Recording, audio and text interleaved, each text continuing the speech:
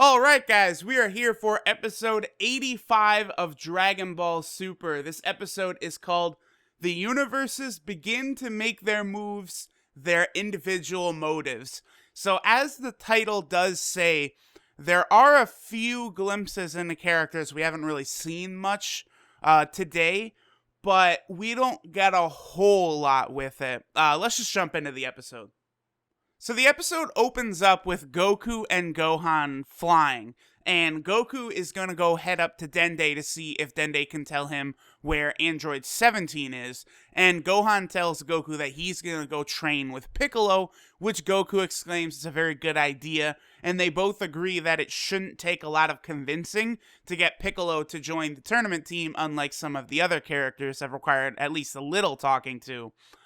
Just as Gohan flies away, Goku notices some explosions and he goes over to check what it is.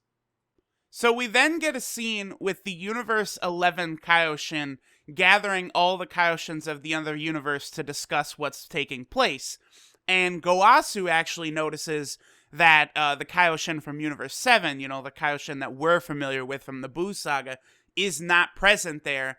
And the Kaioshin from Universe 11 says that since it's Universe 7's fault, he chose not to invite him. So there is a lot of animosity towards Universe 7.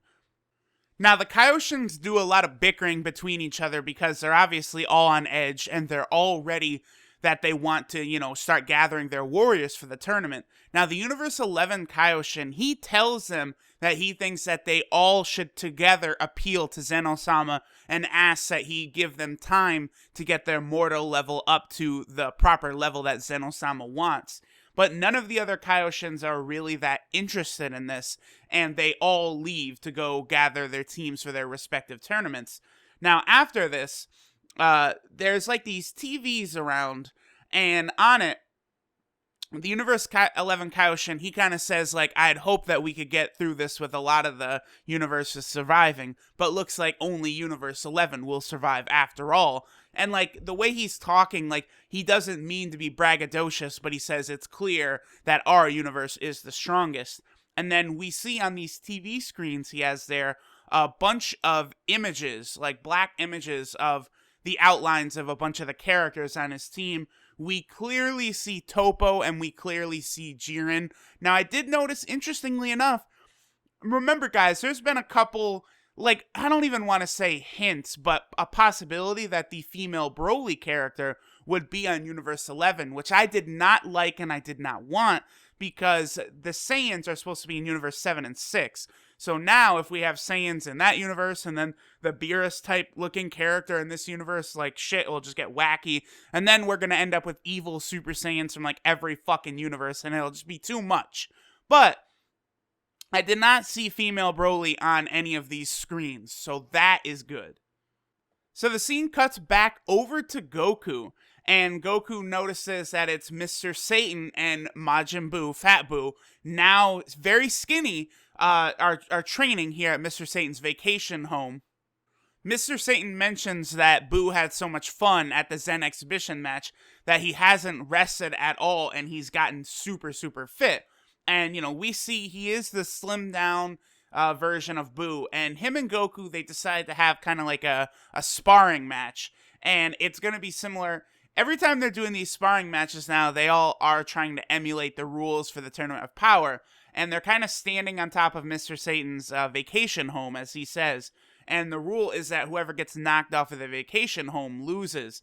Now, Goku and Buu, they begin fighting, and it's pretty even. Goku is only in base form, and Buu kind of misunderstands the rules, talking about killing them and stuff. And, both Mr. Satan and Goku explain how Buu should handle himself in the tournament. And Buu is like, okay, how about this? And he does this interesting attack where he shoots a mega volley of energy blasts at Goku. And Goku is just standing there, kind of taking his time, knocking each one back.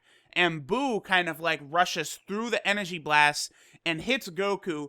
And then he kind of gets him in a big barrage. And then he uses the fact that he can stretch his arms like Piccolo and just pushes Goku completely out of bounds. And Goku is like, oh, Buu, you're so much stronger. You got me.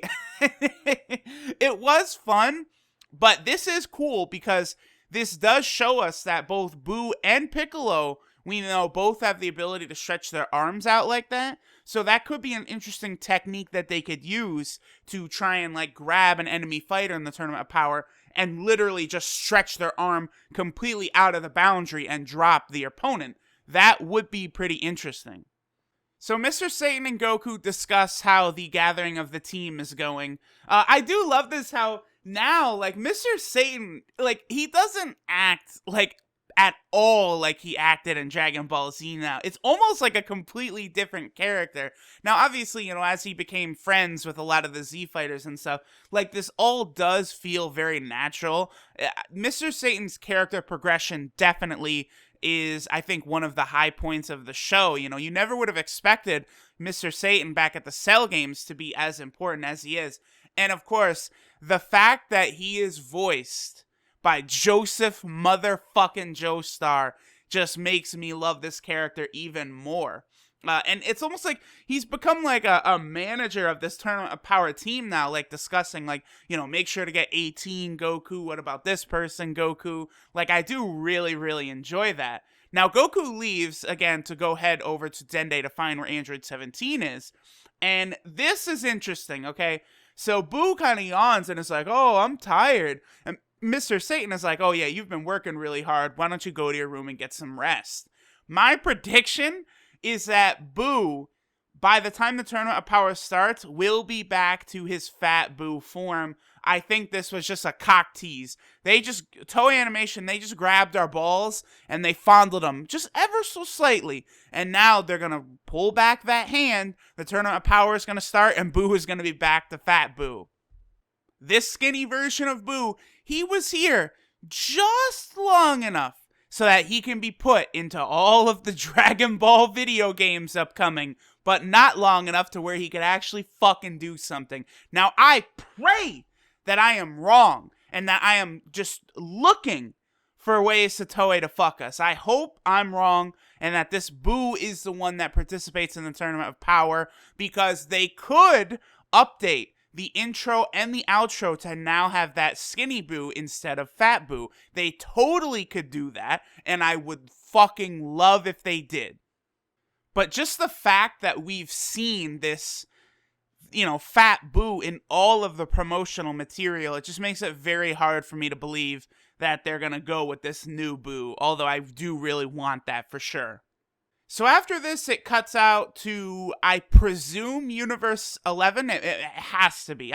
There's like a 99% chance. It's not specifically stated, but like there's no way Topo is wandering around a different universe. So we see Universe 11 here, and Topo is at some sort of headquarters, and you see, you know, he's very upset. Like, he's very stern, thinking about Goku, about the upcoming Tournament of Power. And you see, like, some people refer to him as Topo-sama, and then another character comes up to him who Topo refers to as General, and the General is familiar with both Belmoth, the Universe 11 God of Destruction, that's the clown God of Destruction, and he's familiar with Zeno-sama, and he knew that Topo went there, and he sees how upset Topo is, and he's kind of like, what happened? Then at that moment, Topo has like a watch on, and it kind of like starts blinking and stuff, like it's like a, you know, an alarm or something. This is basically, like, I got like a big ass like Power Rangers type vibe from these next couple of scenes. But then Topo and the General, they get in a ship and they go head off. Some alien plant monster is attacking a plant, and they, as the Pride Troopers, are gonna go take care of it. The next scene we see is that a bunch of the gods of destruction are now talking to each other, similar to what the Kaioshins did, only this time this was orchestrated by Champa, and it's also important that Beerus is not present in this call, and they similarly blame, you know, Beerus as part of Universe 7. Now, the thing I would like to point out here is that Champa is being a catty little fucking bitch. How quick Champa, this asshole, forgets that Beerus used the Super Dragon Balls to resurrect the Universe 6 Earth so Champa could get that food.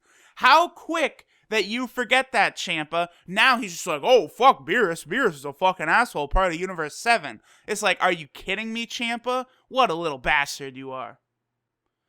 Now, Vados tells all the gods of destruction, everyone, you're all in Son Goku's debt, because if he hadn't suggested the tournament of power to Zeno, all of these low-level universes would have been erased without even a chance to protect themselves. And several of the gods, they do talk about how Goku was very, very disrespectful in the Zen exhibition match. The way he talked towards Zeno-sama and stuff, they were not very happy with his attitude. Let's just put it like that. And it's great because the Egyptian girl god of destruction, the fucking fine ass girl that she is like, oh, I for one feel that man is quite beautiful. It's like, oh shit. Okay. All right, we see this here. And I did figure this was going to be the case, but she does make another reference to Champa asks if any of the gods of destruction are going to cheat, and she says, I would never do anything that ugly. So that is going to be like her thing, where it's like, oh, that was a very beautiful attack that Son Goku did, or oh, that was a very ugly tactic the female Broly did. We're going to probably see tons of shit like that from her. Now we see Belmoth, the Universe 11 god of destruction. He's the clown god again. He specifically says that Universe 7 doesn't stand a chance against Universe 11, so we've now seen enough to file it away. 100% for sure, there's no doubt in anyone's minds. Crystal clear, Universe 11 is clearly going to be the big rival for Universe 7. Obviously, Goku versus Jiren. We might see Vegeta versus Topo, shit like that. But it's very clearly that Universe 11 is being set up as the opposite of Universe 7 for the survival arc here.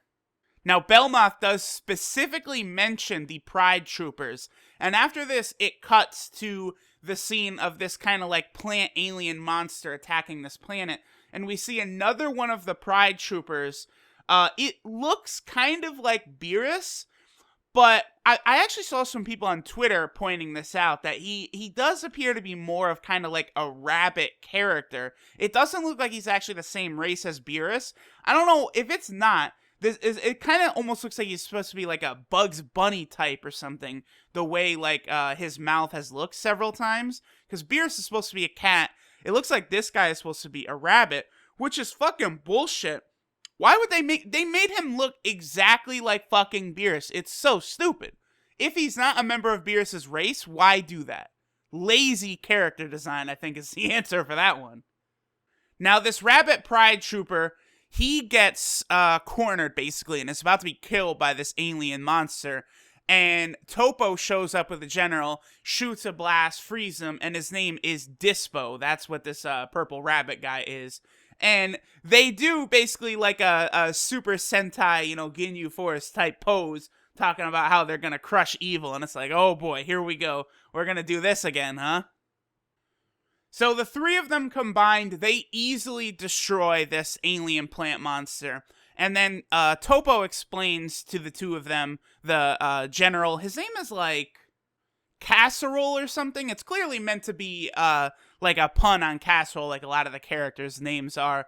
But Topo says he wants to gather all of the Pride Troopers to be the representatives of the Universe 11 tournament team. And Dispo specifically mentions we got to get Jiren then. And Topo says right now Jiren should be training. And we do see a quick glimpse of Jiren just meditating, very similar to how we saw Deborah meditate in the Buu saga. But that's it. We just got that quick glimpse of Jiren, and that's all. Then Goku finally arrives at Dende's, and Dende's aware of everything that's going on. He says that the Kaioshin and the God of Destruction were there and had talked with him. And so Goku begins to ask him about Android 17, and the scene cuts to Champa, where Champa's talking with his Universe 6 Kaioshin, and he tells him that he'll be responsible for finding the fighters for their Tournament of Power team, and he specifically says that I've done this before, I could do it again. So he begins talking with Vados, and he says, we need Saiyans to fight Saiyans. Now, I don't understand why the fuck he says this, because, hey, Champa, remind me, how did that Saiyan versus Saiyan work out for you last time? Oh, Kabe got one-shotted. Okay, yes, I remember. Now, of course, bringing Kabe in is a very good idea, but Champa's logic is not the greatest here. We need Saiyans to fight Saiyans. Oh yeah, tell me how that's going to work out again, Champa. But they instantly get Kabe on Vados's rod, her little staff there. And Champa says, I need Saiyans even stronger than you. And the scene cuts away. So there, that could be, female Broly right there. Then we see Gohan arriving to where Piccolo is doing some meditation training. And Piccolo already understands exactly what Gohan's here, why he's there. And he's like, all right, that soft, weakened body of yours, I'll have to retrain it. And it's like, well, not really sure how much retraining they're going to be able to do in like one fucking day, because there's only like 38 hours left until the tournament of power, a little under 2 days. So we'll see. So Gohan in 38 hours is going to get stronger than he was, all the power he lost over the last, I don't know, how long has it been now? Like 10 years since the Buu Saga or whatever? I'm skeptical, but hey, I would rather Gohan be a beast in this next saga than not have him be a beast. So the final shot of the episode is Dende telling Goku that Android 17 is on a large island to the south. And then we get the narrator jumping in, explaining that there's only so many hours left until the tournament. And we do get a glimpse of Android 17 while the narrator is talking. So it looks like in the next episode, we're going to get reintroduced to Android 17. That's definitely going to be dope. Definitely really looking forward to that. Absolutely. Now, all in all, I'd say this was a fine episode. I thought that last week's Krillin episode was definitely better than this one, but I do like the momentum that the show is building up. We're not rushing things. We're taking our time. They're gathering the fighters. We're seeing some of the other universes prepare. I think so far they're handling this arc in exactly the right way, the proper way that they should be doing this.